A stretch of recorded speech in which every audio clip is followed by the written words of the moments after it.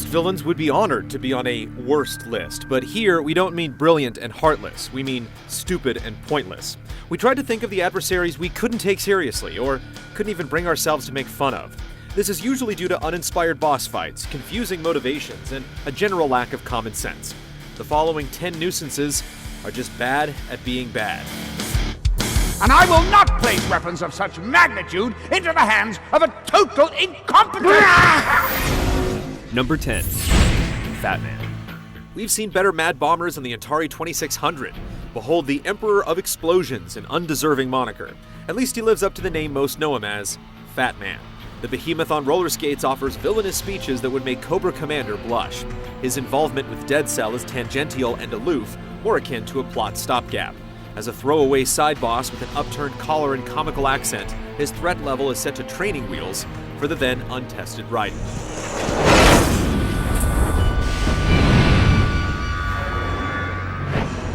Life is short. Bombs tell the time with every moment of their existence, and nothing else announces its own end with such a fanfare. Glad you could make it. The party's about to start. Number 9. General RAAM. Despite his almost memorable entrance in Gears of War 1, walking up behind Lieutenant Kim in slow motion, then viciously gutting him with a giant sword, the awkwardly named General RAAM never lives up to the hype. Allegedly a brilliant tactician, we never see him do anything but walk blindly into fights like a big noob. This vampire version of Jason Voorhees would later get a prequel story in Gears of War 3 where, again, we see him casually stroll into fights outnumbered only to get repelled away. For being hyped up as the leader of the Locust Army, we never see him do anything remotely worthy of the title.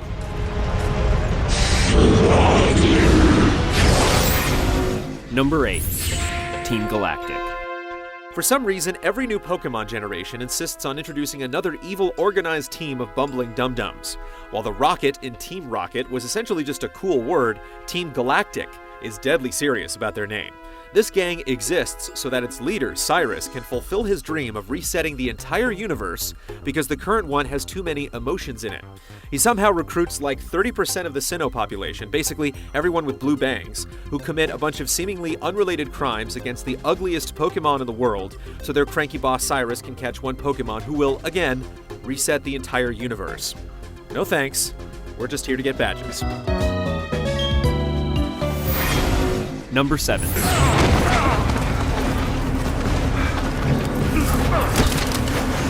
General Shepard.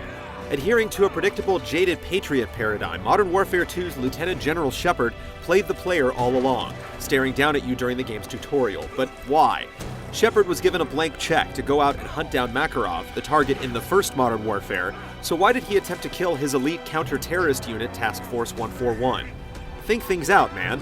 Subscribing to the patented bait-and-switch narrative, Shepard in the end is just a stereotype, using the game's World War III backdrop as an opportunity to reinvigorate the United States' sense of nationalism.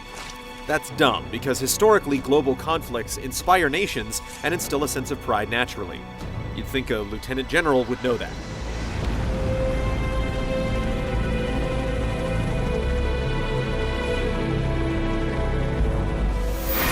Number 6. Calypso. Welcome back. At first it seems like a sweet deal. Win the Twisted Metal competition and the enigmatic Calypso will let you make one wish for anything you want. Then you realize the guy who revels in vehicular manslaughter probably doesn't want to see your dreams come true, and will cheat you at every turn. This would seem to make him an imposing figure, but it's been proven by a few of the franchise's endings that you can use your wish to kill Calypso, which makes this four-wheel deathmatch a pretty nonsensical proposition. The outcomes obviously didn't fit the canon, as this scarred psychopath keeps coming back again, and again, and again. Your wish is granted. Number 5. EXDEATH. Final Fantasy is usually where you go to find some of the best villains, which is probably why EXDEATH seems so one-dimensional when compared to some of his more illustrious colleagues. EXDEATH might look like a grand knight, but it's actually a tree underneath all that armor. That's right, a tree. It absorbed an army of nasty souls when the warlock Enuo was defeated, and upon gaining sentience, this tree predictably decided the world needed to be erased. EXDEATH has no personality beyond an evil, repetitive laugh. His name is also stupid.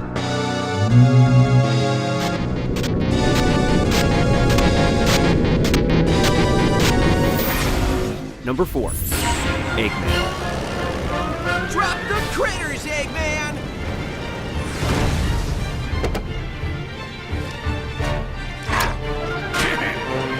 You insist? Also known as Dr. Robotnik, this oddly proportioned scientist is on a perpetual failed quest for world domination that mostly involves being mean to cute and furry animals. Famous for building bizarre battle vehicles with super obvious weak spots, he's also the inventor of Dr. Robotnik's Mean Bean Machine, which is in reality just a Puyo Puyo clone. When he does get his hands on the powerful Chaos Emeralds, he usually just wastes them on some harebrained plan. Eggman has been spanked by Sonic and friends time and time again, but never seems to learn anything. You have to wonder if this guy's even trying anymore. Friends? These are nobody's friends. They are the Deadly Six, and they are your worst enemies. Number 3. DIDACT. The DIDACT is an important figure in the Halo universe with a lot of history. It's just that none of that is conveyed very well within the lone game he's featured in. Unless you scour for hard-to-find collectibles or keep up with the extended universe, the DIDACT seems like nothing more than a mean face and ominous voice. His meager presence makes him easy to forget as you shoot wave after wave of Covenant and Promethean lackeys. You don't even get the pleasure of fighting him since the ending showdown is handled entirely within a cutscene. Halo 4 was the first time the series tried to have a more traditional, singular villain. And boy, did it not work. So fades the great harvest of my betrayal. Number 2. Waluigi. Just look at this spindly shyster with the possible case of Marfan syndrome. What are his goals, his ambitions, his relationship to the brothers, or even Wario? Who knows? He's just a marketing placeholder. He's dumb on all levels, barely a feckless foil for Luigi, with all the villainous claim to fame of a single strand of spaghetti. He's annoyed in countless sports and party games, but he's so utterly insipid that he can't even muster a harebrained scheme, let alone a master plan. When it comes to Waluigi, all expenses were spared. Number 1. The Patriots.